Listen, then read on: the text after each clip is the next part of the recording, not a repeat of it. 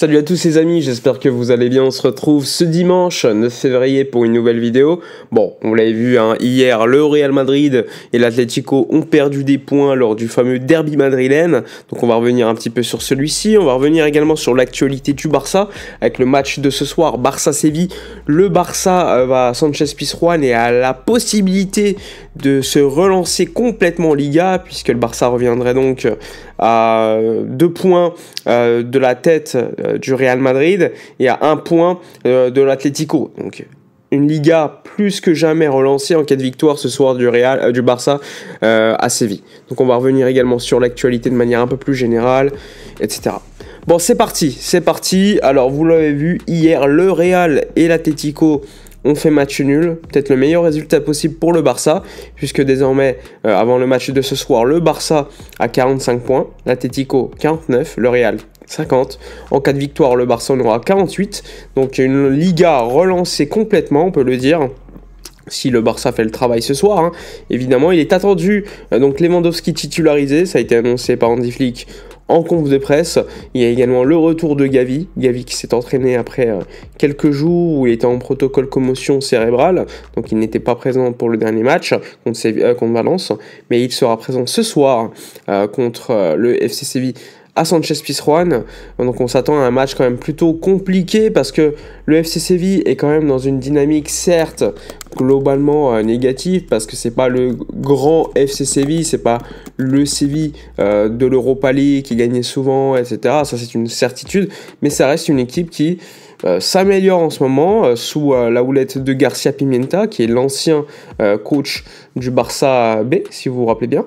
Le FC Séville aujourd'hui c'est 13e du championnat de Liga, donc c'est pas non plus une place super intéressante, mais ça reste une équipe avec des joueurs de qualité. Je pense notamment à Luque Bacchio, l'ailier gauche belge de cette équipe de Séville. T'as des joueurs également comme Isaac Romero que j'aime plutôt bien. T'as également Saúl Ñíguez qu'on connaît. Il y a également en défense Loïc Badé qui est un bon défenseur central. Sinon t'as des bons joueurs quoi, mais bon c'est pas non plus la folie. T'as le capitaine Goudel, t'as Agoumé, t'as quelques joueurs qu'on connaît, t'as Edjouke également, l'ailier. Bref, t'as quand même une bonne équipe, mais ça reste quand même faible sur le papier face à Barcelone, on va pas se mentir. C'est une équipe quand même qui a perdu En-Nesyri, qui a perdu Ocampos, qui a perdu Oliver Torres, etc. Montiel aussi est parti, donc il y a quand même des soucis économiques du côté de Séville, et c'est pas non plus une équipe qui est en grande forme globalement sur le papier.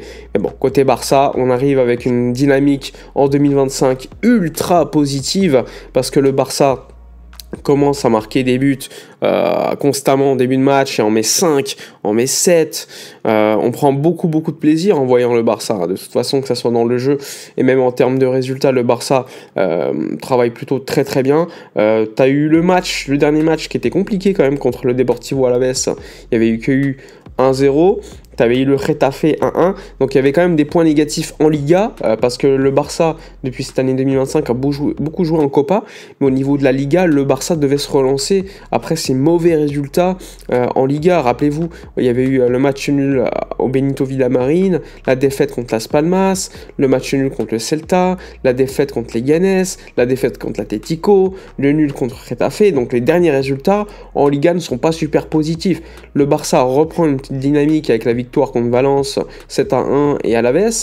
Il y avait également Mallorca il y a quelques semaines, mais globalement ça reste quand même une dynamique en Liga en tout cas qui n'est pas ultra positive. Malgré ça, le Barça se peut de se relancer totalement dans le championnat d'Espagne avec une victoire ce soir et se rapprocher évidemment de cette course pour le titre. Donc ça va être super excitant de voir le match de ce soir. Sinon, en termes d'informations, on peut revenir également, donc vous l'avez vu, Hansi Flick en a parlé, Ansu Fati serait de retour de manière positive à l'entraînement, donc il aime beaucoup en ce moment le niveau affiché par le jeune joueur à l'entraînement. Il faut savoir qu'il a refusé pas mal d'offres cet hiver pour partir en prêt, que ce soit de Beşiktaş, Fenerbahçe, mais également de Gérone ou d'autres clubs. Il a voulu rester absolument, donc sa situation sera de nouveau étudiée en été. Il y a eu également des informations concernant sur Frenkie de Jong, le futur de Jong. Le Barça et son agent ont décidé de se réunir dans quelques semaines, quelques mois pour faire le point. Il faut savoir que le Barça, en cas de prolongation du joueur, offrira un salaire beaucoup moins élevé qu'actuellement. Le joueur, quant à lui, a comme priorité numéro 1 de rester, mais il n'écarte rien pour l'instant. Donc une décision sera prise dans quelques semaines, quelques mois, lors d'une fameuse réunion entre Deco, Ali Dursun et le joueur. Sinon, en termes d'information, on peut également évoquer le fait que le FC Barcelone commence à prospecter le marché. Je vous l'avais dit lors de la vidéo précédente. Je vous avais cité 3 ailiers gauche avec Leao, également Nico Williams, sans oublier Luis Diaz. On peut ajouter sur Leao qu'il n'a plus comme agent Jorge Mendes, qui était quand même quelqu'un de très proche de Laporta, et donc à voir ce qui pourrait se passer pour Rafael Leao. On sait que c'est quelqu'un qui est assez irrégulier, mais j'ai envie de vous dire, Nico Williams, c'est pas bien mieux non plus en ce moment en Liga, c'est même pas bon du tout.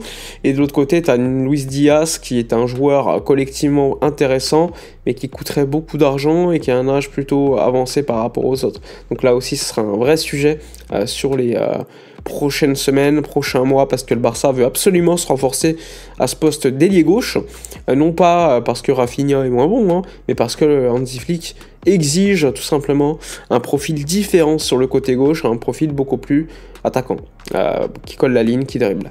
Sinon, information, la pré-saison aura lieu en Asie, donc cet été. Vous le savez, quasiment tous les clubs, là, les gros clubs, ils vont jouer la Coupe du Monde des clubs, pas le Barça, pas Liverpool par exemple.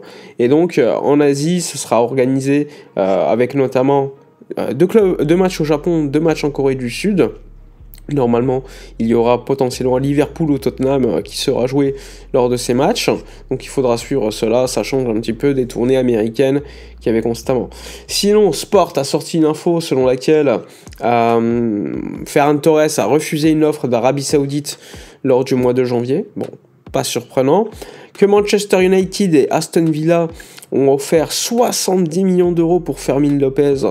Bon, sur cette information, on n'est pas sûr qu'elle soit réelle, par contre, vu la source.